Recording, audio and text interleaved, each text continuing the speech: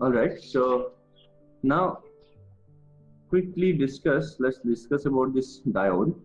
So when you already studied diode in your say first semester or second semester, maybe in your class 11, 12 also, those diodes loosely termed, now we'll term them as kind of logic diode or some signal level diode. The diode that we'll be using in our power electronic course, we'll call it as a power diode, but henceforward we'll simply call it as a diode. The power term we won't be using it frequently, but please remember that we are talking about the power diode.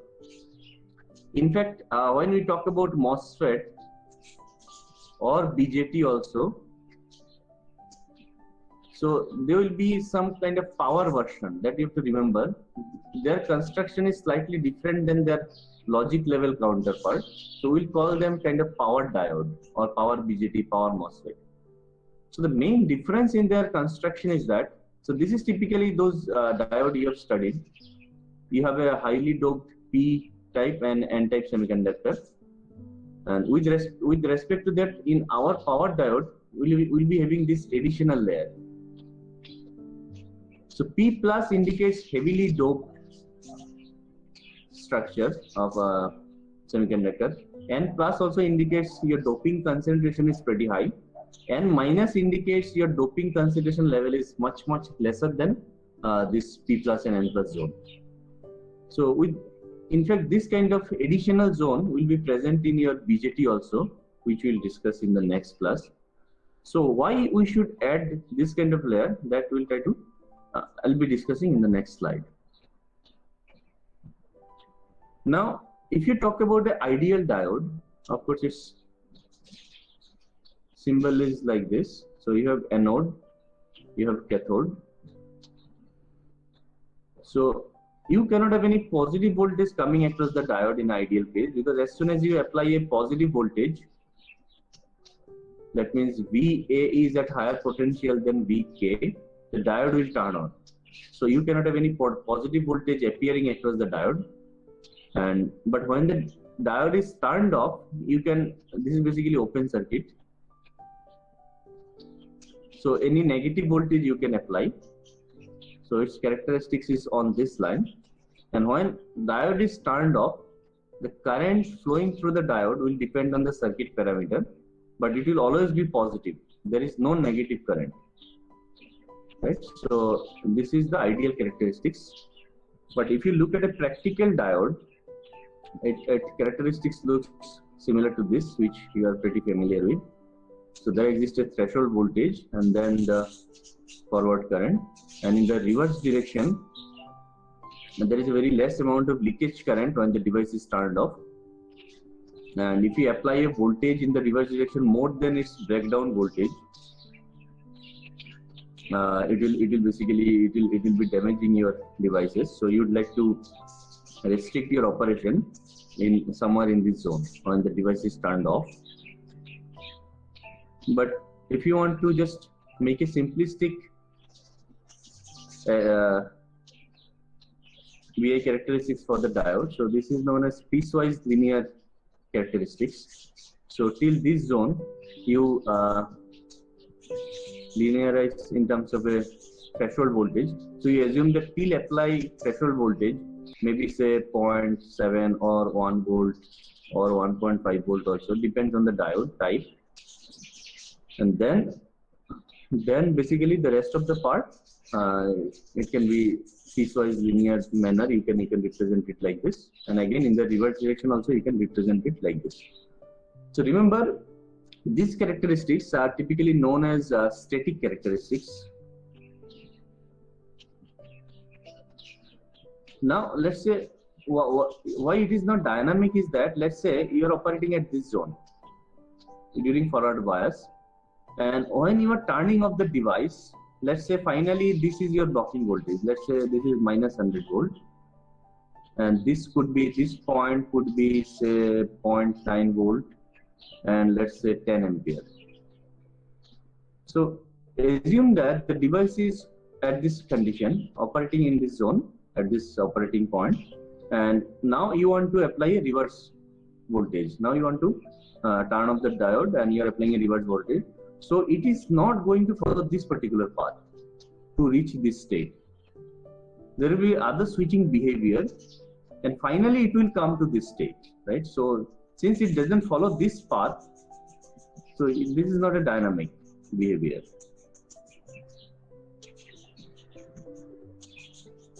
So what is this dynamic behavior? How it behaves during switching? That also we'll discuss. Before that, to just give you about their doping concentration, as I mentioned, this layer is lightly doped and other two layers are heavily doped. So what is the need for this lightly doped region? Let's try to discuss it a bit. Generally, when a device, a diode needs to block reverse voltage when it is in off condition. And if you remember a typical diode structure with just PN a type of P plus and N plus, let's say. So there will be existing a depletion region, right, where there won't be any free charge carrier when the device is in reverse blocking condition. So this side will be negative, this side will be positive in reverse bias condition. Now under this condition, in this zone you will be having still some hole, and in this region you will be having some electrons, charge carrier available. So the entire reverse voltage that we are applying is actually appearing across this depletion region, right? Because this zone is not blocking any voltage. Just to understand this in a different perspective, let's say you have a battery and you have a long wire, physical wires, and then it is open circuited, and let's assume that this distance is small, let's say some millimeter, 1 millimeter. So if this voltage is 100, this exact 100 voltage will appear across this terminal. Voltage in this zone, there is no voltage drop, right? Because we can't have any voltage drop here.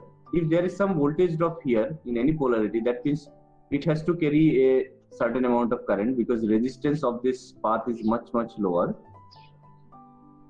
So since it is not possible, this circuit being an open circuit, so you can't have any voltage drop in this zone. So all the voltage will be coming across this. And if this distance is much smaller, then you will see some problem like sparking, flash, right? So because the air in between this path, they may get ionized. To avoid that, what you would like this gap to be higher, to withstand more voltage without the air getting ionized or without getting that spark. So same principle is applied over here.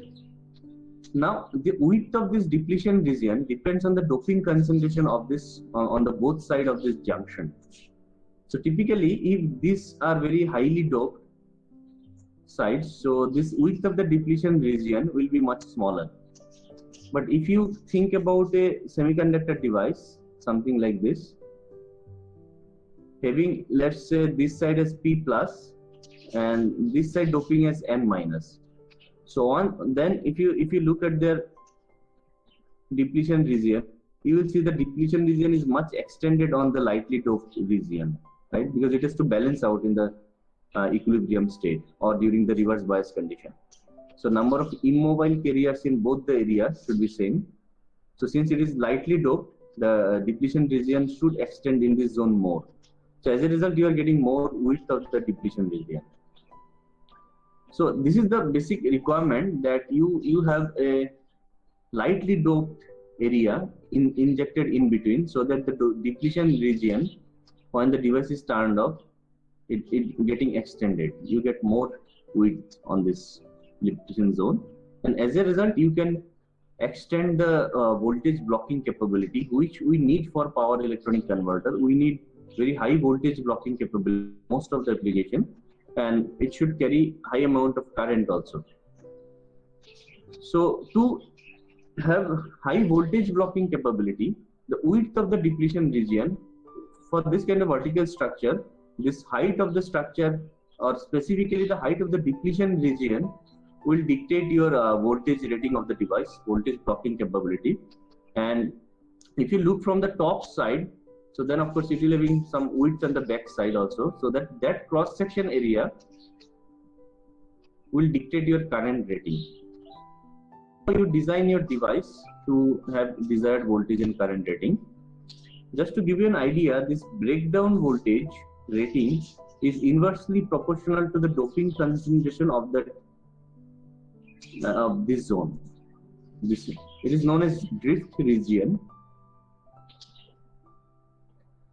So the doping concentration of this zone, if it is smaller, your breakdown voltage will be higher.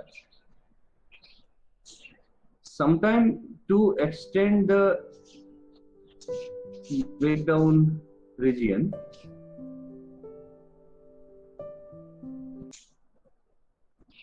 you use some additional arrangement such that your depletion region gets extended, or it just gets flattened out. This boundary increases, radius of curvature decreases. So there are several solutions for this. Again, the reason is that you are basically extending your reverse, the depletion region, so that you can have higher voltage blocking capability.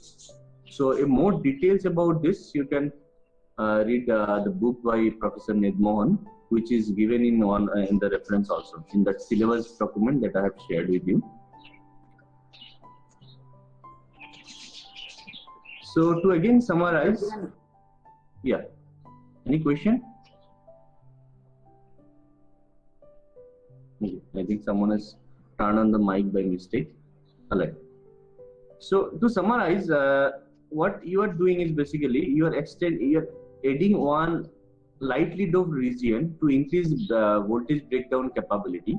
But as you know, if your doping concentration is less, its negative impact is that effective resistance of that zone is going to be more,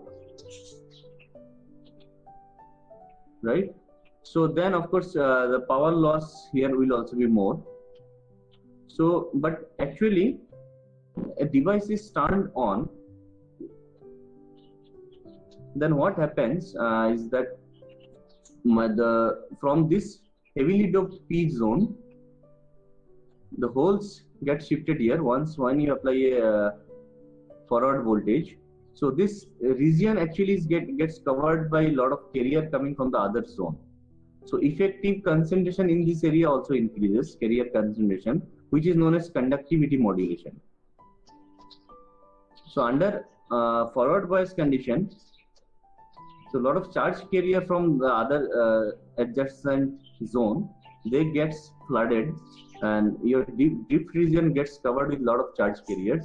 So as a result, the overall resistance of this zone comes down during conduction. So typically this is known as conductivity modulation, and as a result of this problem does not come when your device is in forward bias condition.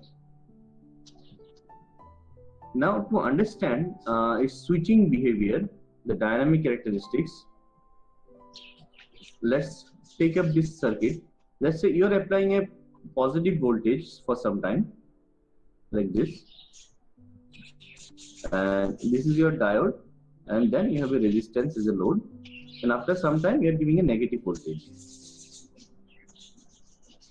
So during switch on transition, off to on, it is not pretty straightforward, but in most of the practical diodes, it can be assumed to be close to ideal. So that is why the switching on transient we are not going to discuss in detail. So that you can assume roughly to be close to ideal. But if you want to know more about it, again you can follow the book by Professor Ned Mohan. But for this course, I'm not going to discuss that part. But this reverse recovery problem, when the diode is transitioning from on stage to off stage, this is important for us. for several reasons, which will be clear once you start understanding the power electronic circuits. So this is very important and we need to discuss this further. So when, let's say, the device is in conduction mode, so in this drift region you already have a lot of charge carrier. Now when you want the device to be turned off, you want all this charge carrier to be removed from your that drift region so that it can regain its voltage blocking capability. If there are a lot of charge carrier in all throughout the device, that means there is no depletion region and hence the device is actually conducting. So to regain its voltage blocking capability, what you should ensure that all the charge carrier from this drift region should be removed and the depletion region should be formed to regain its voltage blocking capability in the reverse direction. So till this zone, you assume that the forward voltage is applied, so there is a forward current in the device. So typically this situation, at this point you have applied this negative voltage minus VR. So as soon as you apply a negative voltage, this situation will get reversed. So you are applying a negative this side and positive this side. So your holes will get now coming, will start coming to this zone. Then your electron will try to shift to this zone, but it will take some time. It cannot be done instantaneously. So till this zone, your effective current is in the forward direction. After that, due to this movement, you are having a negative current. And till you reach this zone, it is a zone similar to the case when the device is kept open without any voltage bias. So it is shifting from forward voltage to reverse voltage. Finally, it will get reverse voltage here, blocking capability. And this is the point where it is in kind of equilibrium. So you have removed all the charges from this drift region, but depletion region is yet to get formed properly. And after that, if you continue to take up the negative, this minority charges from this drift region, your depletion region will start forming. And at this point, this process will get completed. So all the charge carrier from your this depletion region is vacant now, and a proper depletion region is formed. So then the device will start blocking the entire voltage that is coming across the device. So till this zone, basically you are removing all the charge which were present in this drift region. Okay, so this zone, please note that this is the reverse recovery time, TRR. This TRR is the reverse recovery time. Typically it is from this point to 0.2 around 20 or 25% of this peak value. So that time you would define as reverse recovery time. And it is broken into two cases, TA and TB. And their ratio, this TB by TA, this ratio is known as softness factor. So if your TB is higher than TA, which is case in some kind of diode, you call them a soft recovery diode. Okay, but if you want device to turn off quickly and to regain its reverse voltage blocking capability quickly, what you do is that you should design your power diode such a way that your TB time should be as less as possible. So then you call them as snappy diode, which is basically kind of the fast recovery diode we will be using in most of our DC-DC converters. For a rectifier application, AC to DC converter application, a slow diode is also acceptable because the switching on and off occurs at end of every half cycle, which happens typically after 10 milliseconds. Whereas for a DC-DC converter kind of application, most of application would like this transition to be over within less than say 100 nanosecond kind of time, right? So that's why you must use fast recovery diode.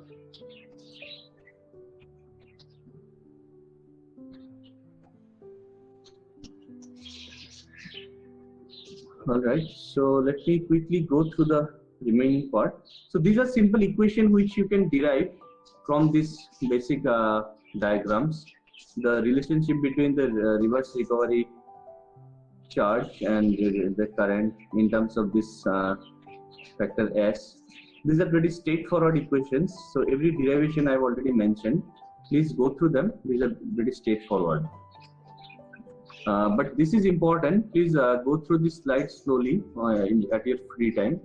So if you just any day, if you open a data sheet of a diode, you will come to know that there are various parameters mentioned in the data sheet. So what are the definition that you must understand, and these numbers are very important. Just to give you an example, as I told, when the diode is turned off, it has to withstand a voltage in the reverse polarity. So how much voltage it can withstand, so those information you will get from this. So this is the DC blocking voltage, the peak repetitive reverse voltage that a diode can withstand. So when you will be designing your circuit, and before selecting a particular diode, you first calculate from your circuit how much reverse voltage the diode has to withstand. So and then you select diode based on its datasheet parameter. So typically you would like to ensure a safety factor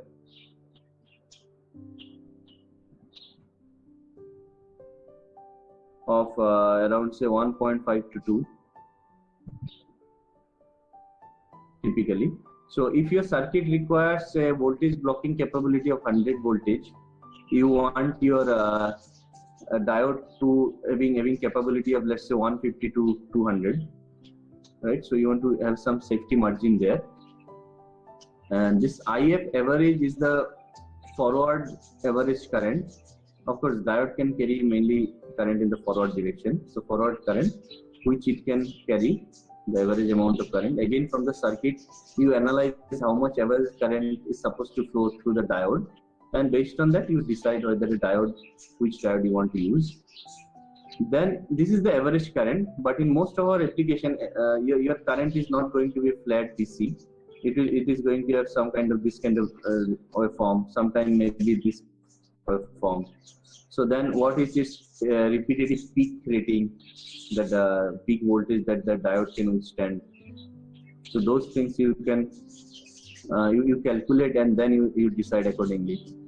This is very interesting feature, non-repetitive peak surge current. So this is the surge current that comes only maybe when you first turn on the you turn on your power converter. For example, if you see the voltage and current waveform that I have provided in the diode rectifier example, the full bridge rectifier with a capacity filter, I have discussed in my previous class.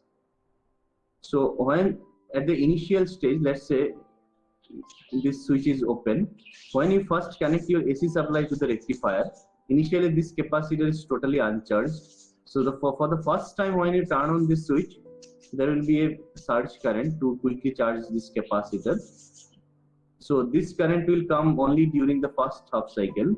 So this is the corresponding to that. So this is non-repetitive. Similarly, this TRR will also be mentioned in the datasheet. This TA, TB, all these things will be mentioned in the datasheet.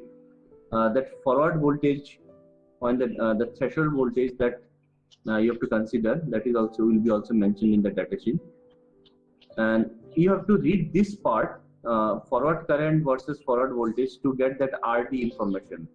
If you remember that piecewise linear graph, so this was RD. So this you have to read from the datasheet. This roughly is that your VD or VF, and from this, for a particular how much temperature, what is the worst temperature your converter is designed for, based on that you select a, from that you are going to get this RD. So this information is important to calculate the losses that is coming in your appearing in your diode. So there are mainly three losses in the diode. One is the on-time loss or conduction loss. So when the diode is turned on, how much loss it is having. So it's very straightforward. You can get this formula. So VD is that threshold voltage. IF is the average current that is flowing through your diode. Then IF RMS is the RMS current that is flowing through your diode when it is turned on. And RD you have to read from the data sheet. Generally, off-state power loss is neglected because leakage current is pretty small.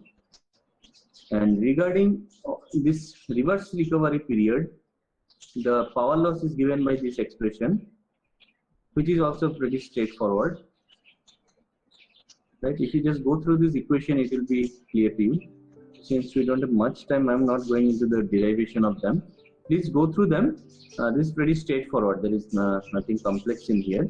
Simple geometry analysis. And in the tutorial, you will solve problems on this, so then it will be more clear to you.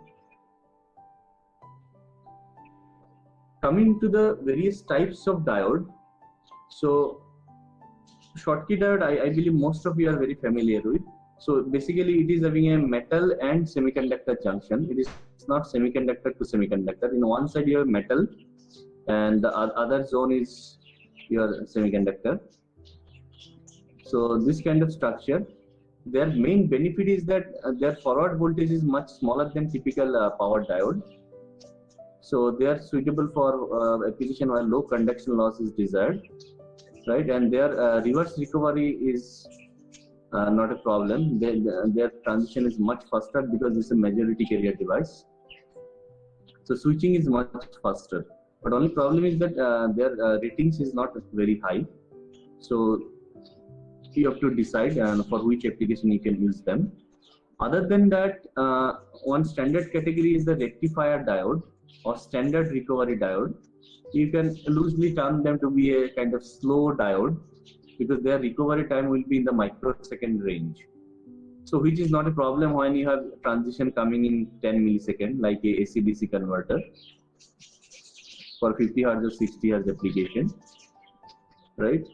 But they come in a very high rating also, so you can apply in a you can apply them for a lot of different application.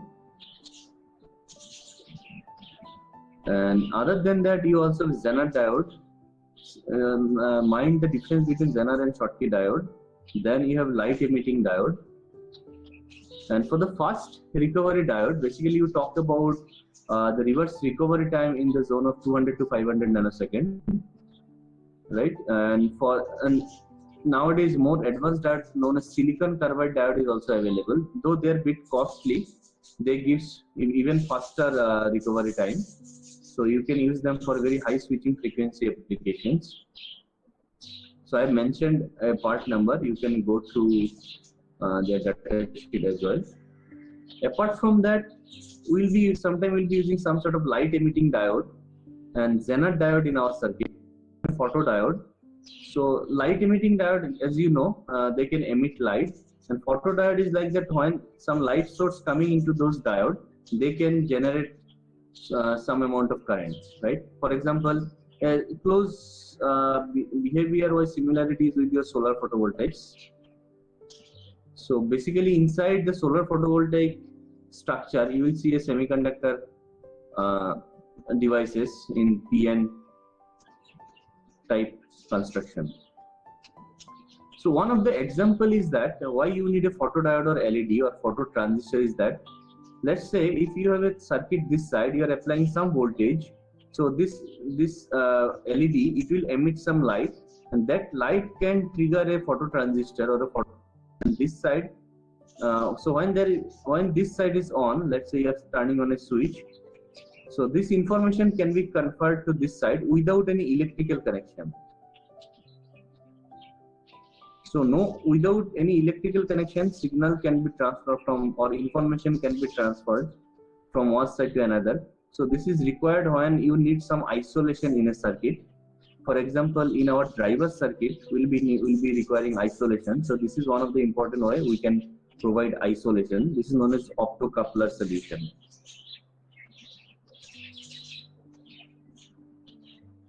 Okay, so these two circuits are coupled through this optomedium, right? They are not electrically connected. Zener diode you already are familiar with. You can look at this forms to understand Zener diode. So Zener diode, when it is forward bias, it behaves like a normal diode. So this drop is basically because it's a practical diode, so it will have some forward voltage drop. And when reverse voltage comes, till you cross its reverse voltage rating, that Vz, the diode is not going to conduct. As soon as you cross that voltage in reverse direction, the Zener diode will start conducting in a reverse direction. That is important. So it can carry negative current as well, and it will try to maintain voltage across its terminal to be Vz. So it will be dropping that voltage across it, which you use typically in some voltage blocking application. Another important diode is this transient voltage suppressor. So sometime when you design power electronic circuits, due to some problem, you will see some spike coming in your circuits. Maybe if there is a small inductance in your PCB layout, and if you are switching on and off your devices, then when switch is on, there is some current flowing through this inductor. This is parasitic inductor. You don't want it, but due to PCB layout, sometimes it can come very small amount of inductor. So when the device is turned off, that inductor, due to large LDIdt, it creates spikes. So to suppress those spikes so that it does not destroy your switches, sometimes this transient voltage suppressor is used. Another interesting is variable capacitor diode. So here concept is that when a diode is reverse bias, its depletion region, you can roughly assume it to be a capacitor, because in both the side you have conducting plates P and N, and this is kind of your capacitor dielectric. So this distance of this depletion region depends on the amount of reverse voltage applied. So higher the reverse voltage, higher will be this depletion region, and that is how you can control the capacitance of this entire module. So this facility is used for VariCap, and it is used in some tuning kind of application, maybe some filter. So the significance of TA and TB, let me quickly go through it. So till this position, you are in forward bias condition.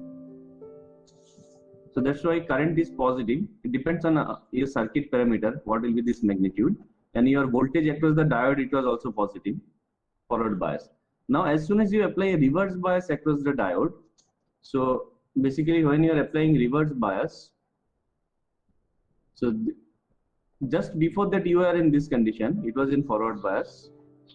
So your holes from P region, it was traversing in this direction.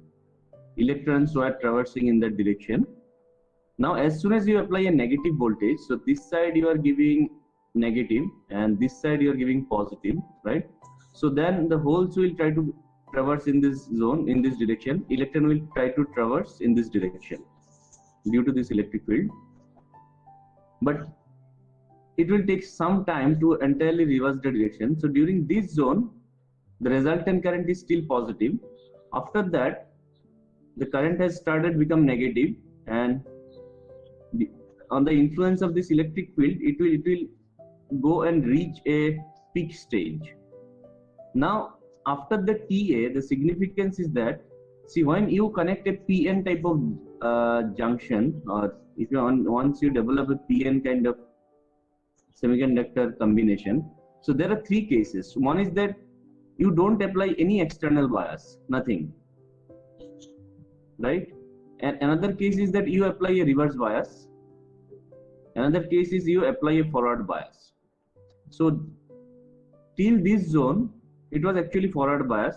Exactly at this position, the circuit will attain a case like this, kind of equilibrium, where as if there is no externally connected power supply to your diode. So but you remember, when you connect a PN junction, there it will have some small this depletion zone created, right? Space charge zone created. So it will be there in this zone.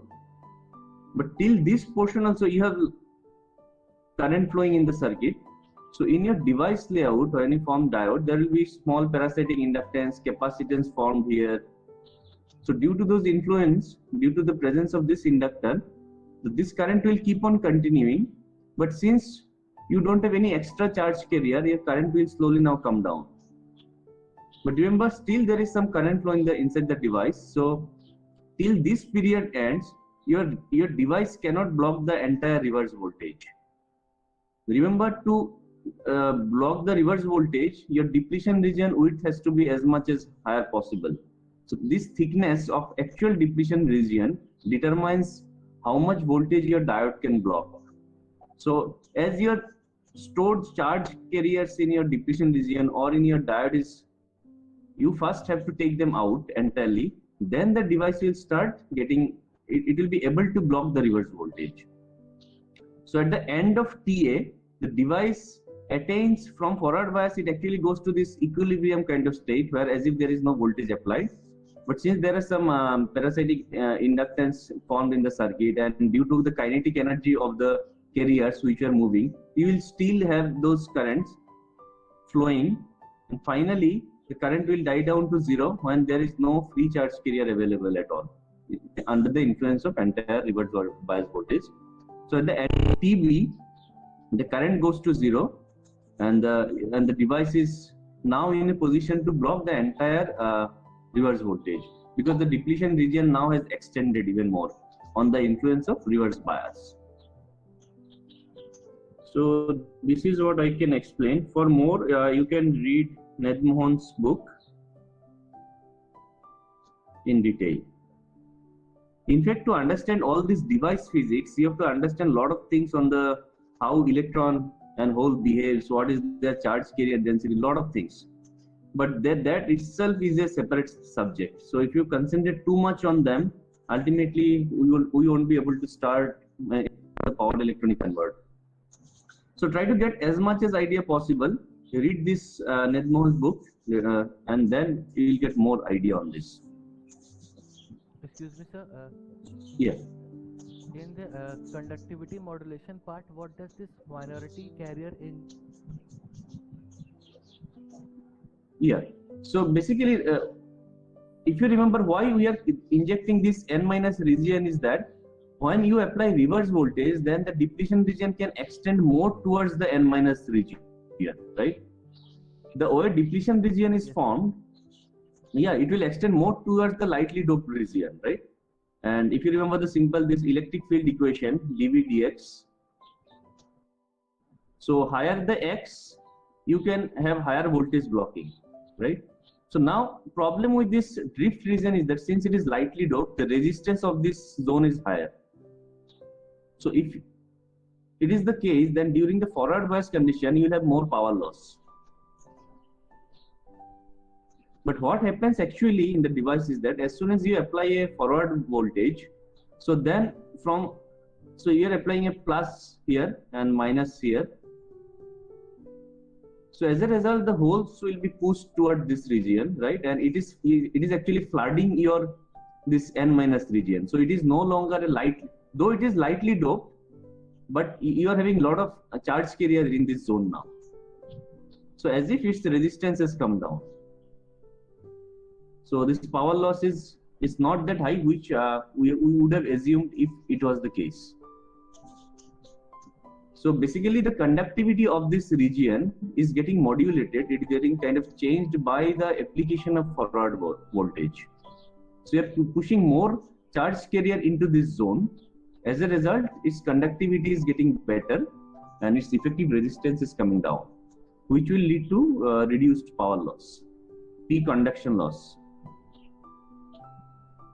Okay? Okay, sir, thank you. Yeah.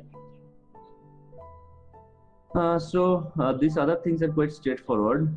Please make a habit of going through this data sheet and try to read their important parameters, because once you start designing an actual power electronic converter, you have to go through them. And before I start with the next, just quickly tell me why. So all of you must be knowing that why you need to connect two devices in parallel is only because main reason is that you want to increase the current rating. So if a diode is having 5 ampere, if you connect another diode of 5 ampere, then the entire current rating could be 10 ampere. So when you have a high current application, but your individual diode rating is less, you connect them in parallel. But problem of parallel connection is that any two device, they cannot be exactly same. There are always some differences, right? So, and this kind of diode, thyristor, they are basically minority carrier device. And the problem with them is that they have a negative temperature coefficient. So due to mismatch condition, if a device is carrying more current than other, actually due to this more current, it will have more loss, and as a result, the temperature will increase. As temperature goes up, the resistance will come down because it's a negative temperature coefficient device. And as resistance comes down, its current will again increase, right? So it will further imbalance in the circuit. So this is the reason that generally minority carrier based devices are not popular for paralleling application. For paralleling application, you always prefer majority carrier devices like MOSFET, where you have positive temperature coefficient. So there, if any device is carrying more current, due to the temperature increment, its resistance will actually increase. As a result, current will come down. So kind of inherent balance will take place. Now to solve this issue of mismatched operating condition, the mismatch in the devices, generally what you should try to do is that you try to select your diode whose characteristics is as closely matched as possible. And also you should design its thermal system properly, that even with little bit of imbalance, the temperature does not increase too much. Temperature of both the devices should be as same as possible. You mount them properly in the heatsink. Even and then if problem still persists, you connect some additional small value of resistance to make impedance in the each path as close as possible. Of course, you cannot exactly achieve current balancing, exact amount of current balance. And you need to connect two diodes in series when the voltage blocking requirement is more than the individual blocking capability of the diode. But again, if you connect two diodes in series having different device characteristics, so then there is a problem. Let's say you've connected D1 and D2 in series, and D2 can turn off faster. D2 is a fast device, it can turn off faster. So by the time D2 will turn off, D1 may not be turned off properly. It might have still some charge carrier getting shifted from that drift region. So what will happen is that since this guy has turned off, it has to block the entire voltage that is coming from the source. So which will be a problematic for this. So being good is also not always good, right? So I repeat again, if D2 turns off faster, but D1 is yet to turn off properly, then the entire voltage will actually come across the D2 and it may damage it. Another problem is that since they are connected in series, they have to carry same amount of current. So when they are in reverse bias condition, they will be basically carrying the leakage current. Now, if their device characteristics are not same, the voltage blocked by them for same leakage current will be different. So though you are assuming them both the device will block half of the applied voltage, half of the required voltage, it is not the case, because their device characteristics are not matched. Of course, if you get two diodes having exactly same characteristics, then this problem won't come. But in reality, you never get two devices exactly same characteristics. So to solve this problem, again, you can use this kind of arrangement. You have to select this resistance and capacitance properly. Capacitance only comes during the transient phases, but in a steady state, this resistance will try to balance the voltage across the diodes. Again, its detailed equation you can follow Nedmohan book or maybe Etherson's book.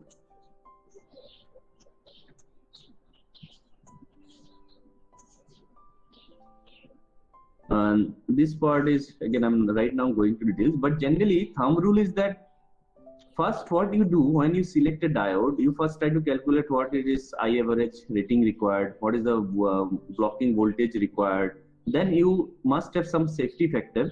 Let's say if your circuit requires a diode having voltage blocking capability of 100 volt, you will try to select the diode much higher than this voltage. If you are designing it for your laboratory prototype, you may actually select a diode whose voltage rating could be around 200 or 300 volt, because you want to be more on the safer side. But when you are designing it for a commercial product, higher the rating, basically your cost of the diode will be more.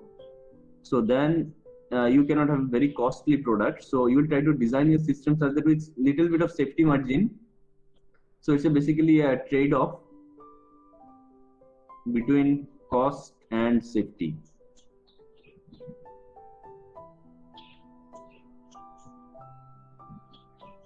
Then diode application, anyway, we'll go through in the next. As we see different modules, you will see different application of diode. And of course, you can put your multimeter in the ohm meter zone, and you check the resistance of the diode.